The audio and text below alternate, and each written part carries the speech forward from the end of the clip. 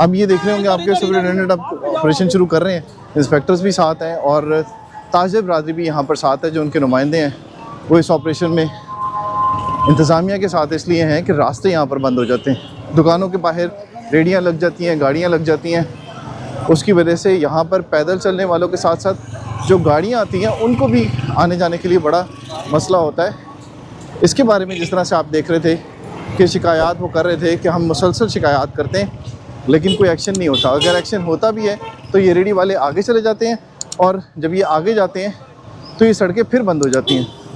ये देखें इस तरह से कब्जे होते हैं यहाँ पर, या तो ये रेडियाँ खड़ी हो जाती हैं या गाड़ियाँ खड़ी कर देते हैं ये दुकानदार, और उसके आगे फिर और गाड़ियाँ जो है वो खड़ी हो जाती हैं जिसकी वजह से ये ट्रैफिक में कंजेशन आ जाती है। ये आप देख रहे होंगे कि ट्रैफिक किस तरह से डिस्टर्ब हुई भी है।